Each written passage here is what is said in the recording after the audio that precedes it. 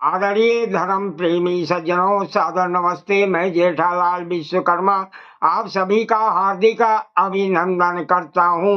रामायण किष्किंधा कांड सर्ग 31। ये कथा आपको सत्य रामायण से सुनाई जा रही है। पिछले अंक में आपने सुना, महाराज सुग्रीव पुरुषोत्तम श्री राम जी से कहने लगे, जो राजा शत्रु के वध में तत्पर और मित्रों के संग्राम में कटिबद्ध रहता है, वो राजा धर्म अर्थ एवं काम रूपी त्रिवर्ग को भोगता है और धर्म अधिकारी कहलाता है। हे शत्रुंजय, ये सैकड़ों मुख्य वानर वीर पृथ्वी के समर दुर्जय सैनिकों को साथ लेकर हम यहाँ आए हैं। हे राजन, ये सब सीता की खोज में जाएंगे। ये संग्राम में सपरिवार रावण को मारकर मैथिली को आपके पास लेकर आएंगे।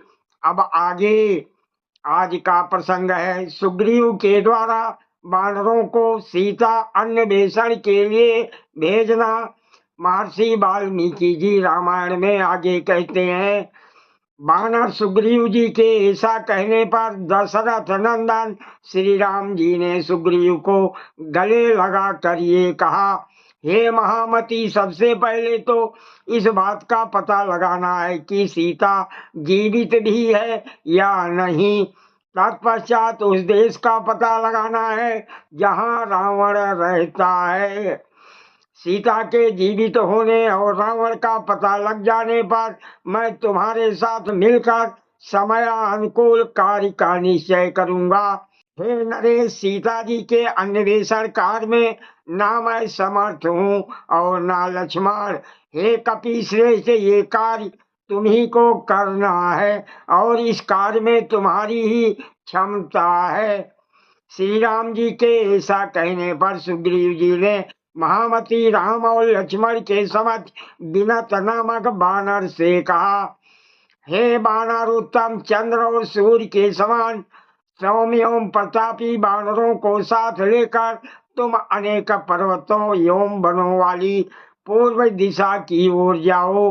पूर्व दिशा में पर्वत शिखरों पर वनों और नदियों को ढूंढते हुए विदेह राजकुमारी सीता का और रावण के निवास स्थान का पता लगाओ।